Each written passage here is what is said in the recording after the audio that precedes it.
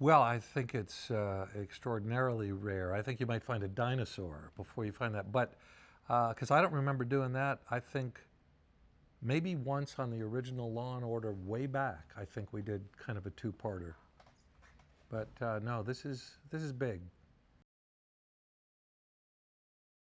We kind of leave off and pick up at the same place. But how it happened, I of course have no idea. But Cragen woke up with a dead escort in his bed. And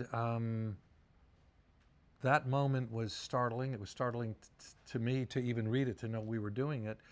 And that's kind of where we pick it up now. And I think that's something else that's new, where there's going to be kind of a couple of flashback sequences to kind of figure out exactly what happened. Because the truth is, it's a wonderful mystery. It's really kind of convoluted in a good way. You know, it's very clever storytelling, but it's hard to talk about it without giving up certain things. It's just, you have these two escort services, which we've established, that are kind of battling, right, for their turf. And what we start discovering is who has who in whose pocket.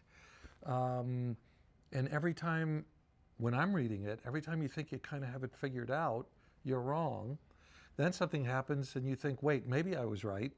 And, also I will say this, because it goes all over the place, right? But also I think visually we're doing things this year and in this two-parter that I don't think we've ever done.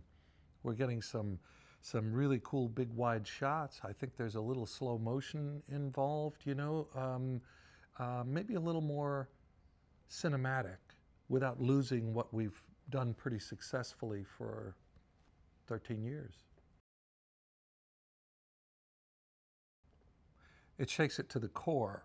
And that's when you see kind of the element of family really kick in, Because I think it is a family. And it's a family in every single way, including its dysfunction. But one of the things I think that starts to bubble up through all of this is everybody's got their secrets.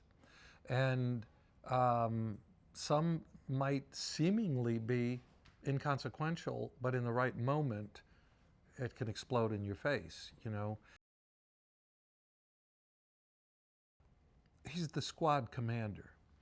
He's the patriarch, as it were, And when all of a sudden you find out Dad has been doing some things you never would have imagined, and is in bigger trouble than you thought, and that he has to actually say these things and admit some things, you know what I mean? It makes you question the validity of the entire relationship. You know what I mean? It's like, if you're not telling the truth about this one thing, what else weren't you telling the truth about?